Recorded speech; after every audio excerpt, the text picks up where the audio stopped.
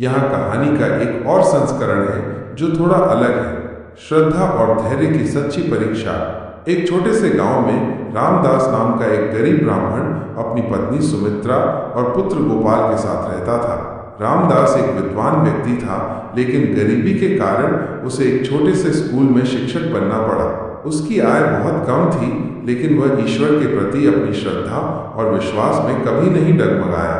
एक वर्ष गांव में भयंकर सूखा पड़ा, फसलें सूख गईं, कुएं और तालाब सूख गए और लोगों के पास खाने के लिए कुछ भी नहीं बचा।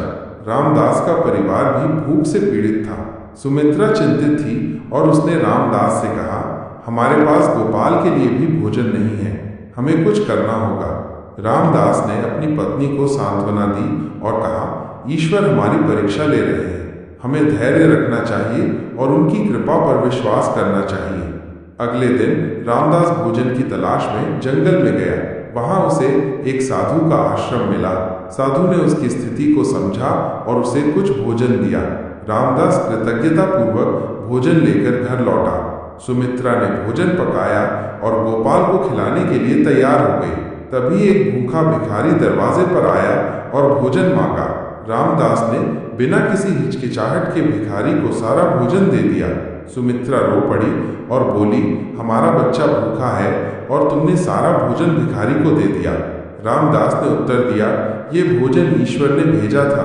यदि उनकी इच्छा है कि ये भोजन किसी और को मिले तो हमें उनकी इच्छा का सम्मान करना चाहिए। सूखा जारी रहा और रामदास का परिवार बहुत कठिनाई में था।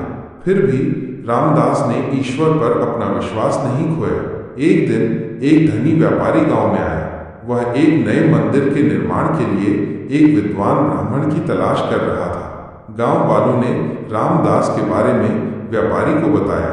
व्यापारी रामदास से मिला और उसे मंदिर के लिए पवित्र ग्रंथों को लिखने का काम सौंपा। रामदास ने कड़ी मेहनत की और कुछ ही महीनों में काम पूरा कर लिया। व्यापारी ने उसे उदारतापूर्वक भुगतान किया। रामदास का परिवार अब समृद्ध था, लेकिन उसने अपना जीवन सरल और ईश्वर के प्रति समर्पित रखा।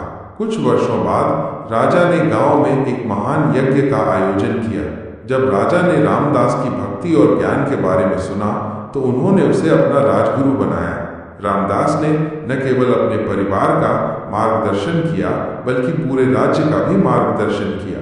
उसकी श्रद्धा और धैर्य ने उसे महान बना दिया। कहानी की सीख, कठिनाइयों के समय हमें धैर्य रखना चाहिए और ईश्वर पर विश्वास करना चाहिए। हमें हमेशा दूसरों के प्रति दयालु और उदार होना चाहिए। श्रद्धा और धैर्य से हम किसी भी बाधा को दूर कर सकते हैं।